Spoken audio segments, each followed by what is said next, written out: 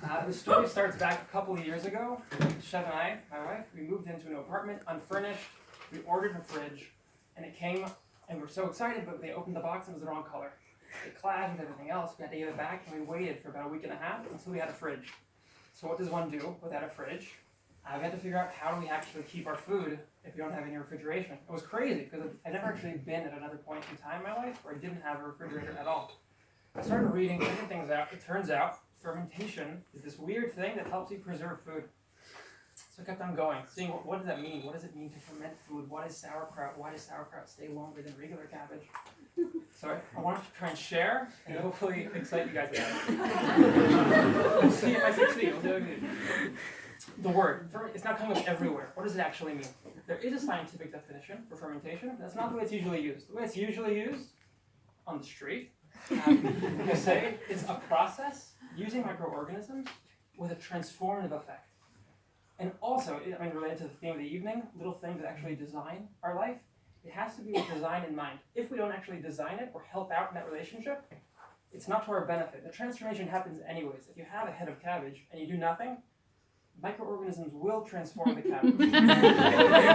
You've all been there. We get involved. We can help out that process, still using microorganisms, but different ones to turn it into our advantage, making something even more delicious than cabbage, and also preserving it without the need for anything else. It works by itself. The second thing, microorganisms. It's like a weird word. People are now very afraid of bacteria and everything has to be sterile. Although, no matter how much we try, they're there. Microorganisms are there in every breath you take, in all the food that we have. It's not contaminated, it's just exposed, and the microorganisms are there. So let's start talking about some of them that we use that help us out. The first one, probably the star of the show, is yeast.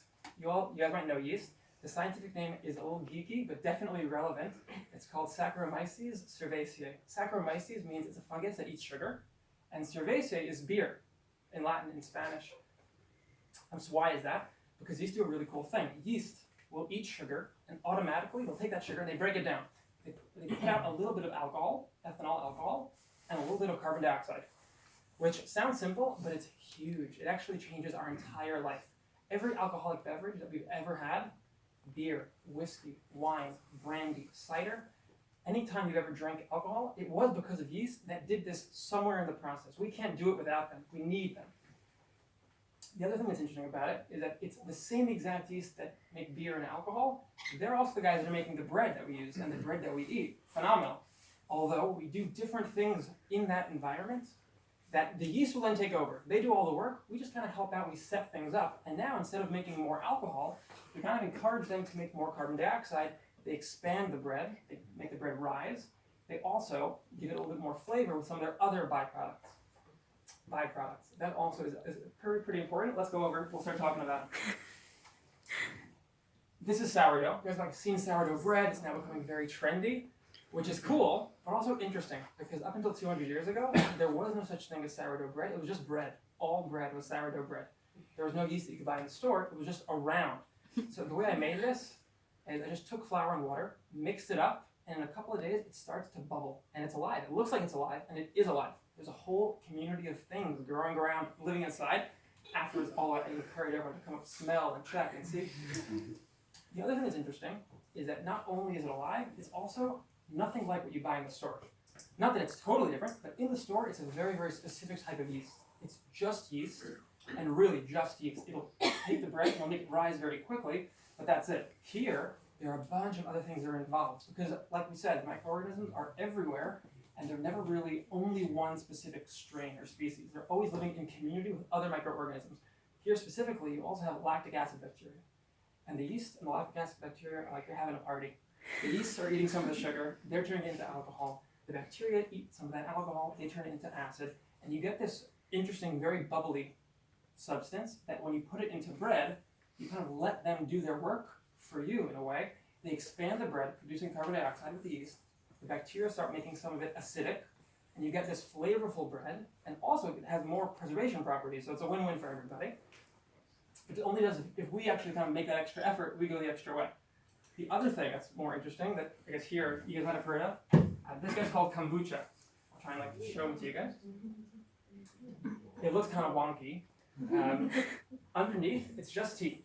straight up tea, a little bit of sugar, and on top of it, it's actually a community of bacteria and yeast that are living together. On the street, it's called a SCOBY, which is an acronym for Symbiotic Community of Bacteria and Yeast. So it's very similar to the sourdough.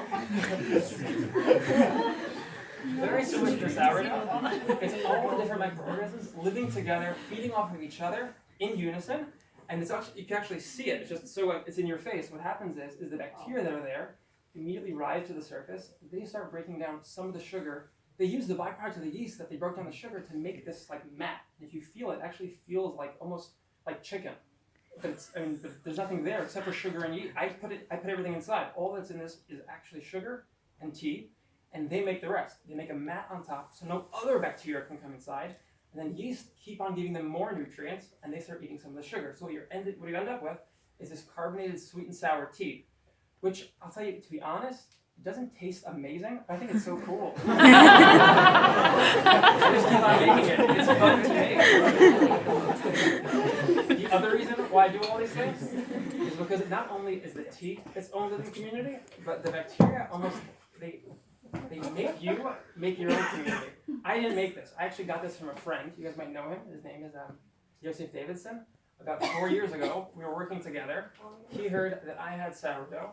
He had a SCOBY. So like, you know what? Why don't we swap cultures? He brought his to work. They swapped. And that was the first time I ever did it. I thought it was like a little bit weird. The truth is that there are whole worlds of people that are doing these different things with different cultures from different places. Since then, I've joined some weird Facebook groups. And I've met people all over Israel that they have an interesting culture, and you have an interesting culture, and you could meet up and actually swap. People that you would never meet before. There was a woman in Ramat Eshkol who had this very obscure culture that I've read about, but didn't know anyone in Israel that had it. She had it. So she wanted one of these, so we met up in some random supermarket, and I give her my culture. It's like kind of like a weird deal. Like we open our jackets, our little bubbling jars, we just hand them off. No one knows what's going on, but it works. So that's reason number one, the community. Reason number two, I'd say, why I do it, is because there's this interesting dynamic where on the one hand, you're eating the food, on the other hand, it needs to be taken care of and actually demands from you, which is strange. Most of the food that we have is on the shelf, and it's there for you, and there's nothing that you need to do for it. You just eat it. It's a one-way. And here, there's very much a relationship between the food, which is strange, because at the end of the day, I do eat the food, but before that, there's still this care, almost, that's involved. And you do have to take care of them, because if you don't give them the love that they need, then different microorganisms that we don't want will gladly start eating the tea or eating the flour and the sugar. So that's really all I have. If people are interested in getting involved, you can start with just cabbage and salt and make sauerkraut. I'd be happy to help you. If anyone wants anything afterwards, speak to me.